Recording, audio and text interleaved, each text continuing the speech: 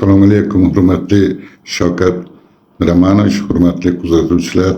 Men Jo'rayev Mahmud Bahronovich 1959-yilda 1-fevral kuni men Samarqandda tug'ilganman. Men afg'on urushi qatnashchiman, 3 nafar farzandim bor. 41 yil davlat manfaatiga ishlab xalqimizga xizmat qilib keldim. 2009-yilda men xotinim bilan qonuniy ajrashishga majbur bo'ldim. Men 2017-yilda xususiy temirchilik ustaxonamni hokimliklar tomonidan zo'ravonlik bilan buzib yuborilganligi sababli men ishsiz qolganman. Hozir vaqtiga yashash manzilim yo'q, bomishman. Bunga sabab 2010-yil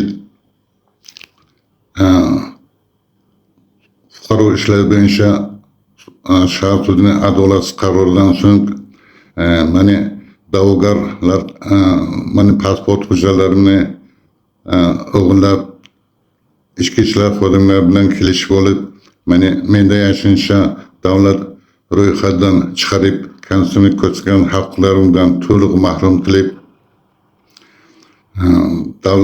o'lgan odamlar safiga qo'shib qo'ydilar.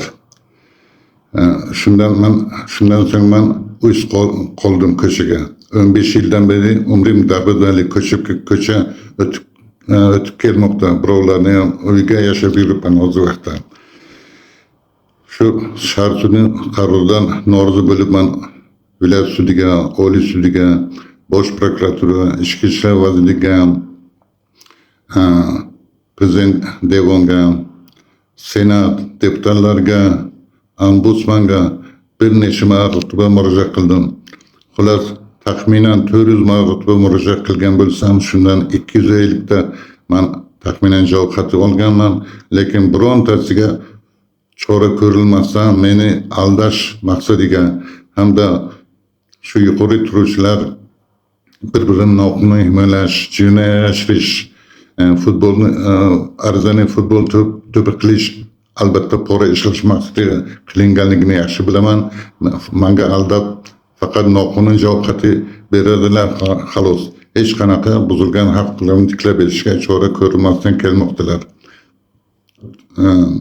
Prezidentimiz Shavkat Miromonovich mana siz aytgandingizki, prezident bo'layotgan vaqtda qasam ichib aytgandingizki, O'zbekistonda fuqarolarni huquq erkinligini kafolatlayman deb qasam ichgandingiz. Ikkinchisi, meni nomimga yozilgan ariza nazoratdan chiqmaydi deb aytgandingiz. Uchinchisi, qonun ustuvor jazo muqarrar deb aytgandingiz. Lekin bu gaplaringizga sizga ishongan odamlaringiz, yaqinlaringiz birontasi rioya qilmay kelayotganligini men ko'rib turibman. Xolos shu masalada men murojaat qilmagan joyim qolmadi.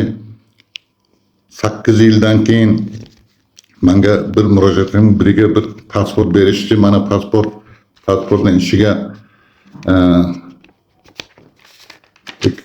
pasportni shu nimasiga orqa varaqga doimiy yashash manzilini ko'rsatish shart.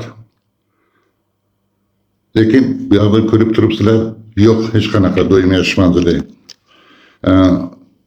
Bu doimiy yashash manzili bo'lsa agar, bu pasport 1 tiyinga qiymat ekan. Bironta qonuniy manfaatlarini amalga oshira olmasam, bank bilan ishlay olmasam, chet davlatga grantdan chiqib keta olmasam, hattoki telefonimda sim karta ham berishmadi, propiskang yo'q deb. Bu nima kerak bunaqa pasport? Xolos, mana men prezidentimiz Shavkat Miromonovich Samarqand viloyat hokimi bo'lgan vaqtiga men o'z hunarim yo'nalish bo'yicha nafaqat O'zbekistonda, balkim chet davlatda Samarqand temirchilik usto sifatida taniqli insonga aylanib qolgan edim. Mana hozir prezidentimiz Shavkat Miromonovich Toshkentda prezident bo'lganda men dunyoga bomsh sifatida taniqli insonga aylanib qolganman.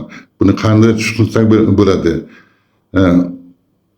O'zbekistonda haqiqat, adolat bo'lmasa, ishlashga ham qo'ymasa, yashashga ham qo'ymasa, nima qilish kerak? Masalan, mana ombudsmanga borganimga hech qanaqa natija bermadi. Sayyora Rashidovdan boshlab mana Eshmetovga kirganimga ham hech qanaqa natija yo'q.